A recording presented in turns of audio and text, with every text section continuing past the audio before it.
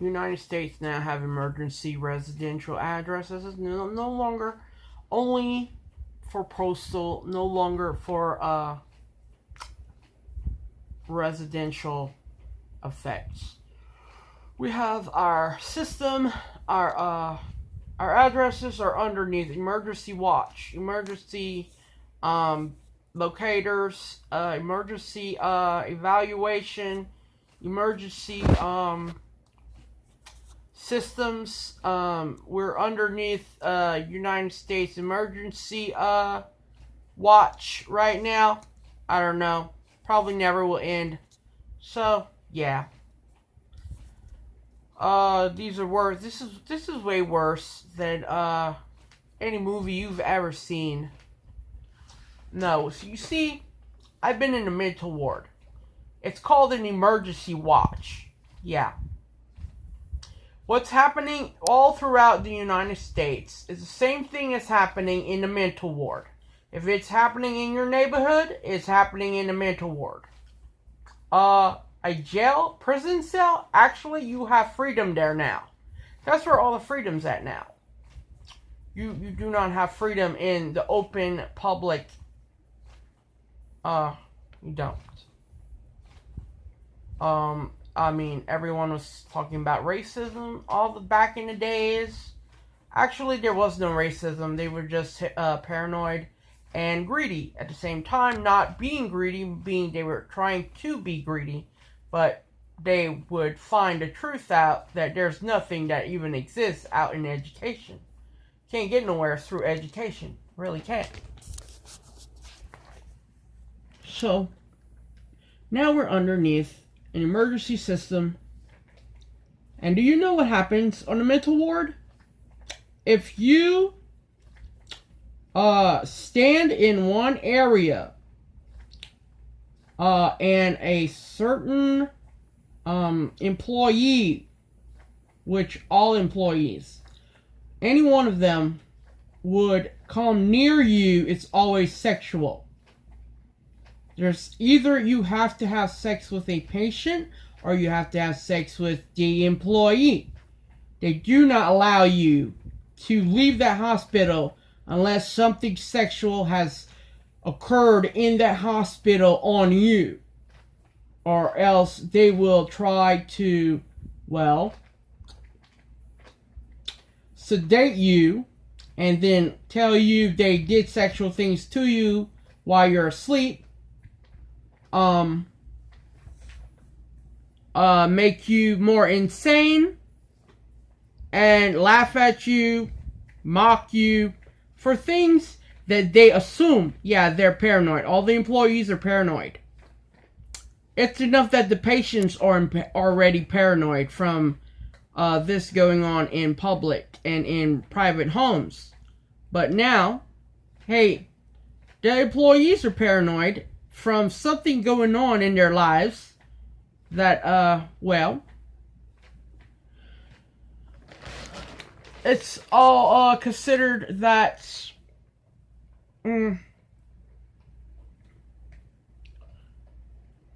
well, I mean, the main goal in life, they do not consider you having a goal if you're not going to turn on anyone sexually. It's not a goal. You don't write anything romantic. It's not a goal. You're wasting your life. You don't suck a dick. You don't fuck men or women. If you're not being bestiality, yeah, you even have to have sex with animals. They want to know, are you on their side or are you against them? Meaning, well, they're against anyone that has never been touched. Okay? And if you have been touched, they want to destroy your life. Okay? They want to make a whole lot of excuses and say, you're a whore, you're a prostitute, or you use everyone, or, yeah, all kind of excuses after they touch you. Yeah. And then, well, if they cannot have sex with you or no one can prove they touched you, you can't get a job. And if you can't prove that the ones that did touch you, that you actually was in love with them, or they were in love with you, or both, you can't get a job. So, you can't get a job if you're not sexual. It doesn't matter. Love doesn't matter. Love doesn't matter. If you're not sexual, love still doesn't matter. But if you're sexual, oh, love matters. And that's the opposite of the Bible. If you're sexual, love doesn't exist in the Bible. It's saying, get out of here. Love is saying, go on with your own self if you're sexual. There's no love. And it's also saying you have to leave each other if you want to pray. You can't be together. So, what they're doing is the opposite of this thing they're trying to label as religion, which has nothing even to do with scriptures. Of what? 99.9% of the Bible they're trying to call religion, and it's not. There's no religious thing going on, because James 1:1, James 1:27 is religion. Distress, handling distress, managing distress, tending to distress. That's it. What is that? 0.01%, in other words, is the one little teeny tiny speck of dirt in the Bible that calls itself religion. They hate that teeny tiny speck of dirt, and they want to beat the Bible up for having a teeny tiny speck of dirt in it.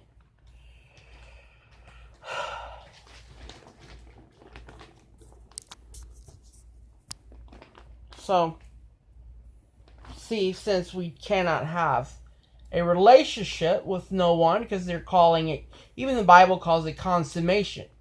Consummation. And we're not allowed to consume or something in marriage. Look at me. Henry agreed to marry me. He didn't even hug me. No physical consummation whatsoever.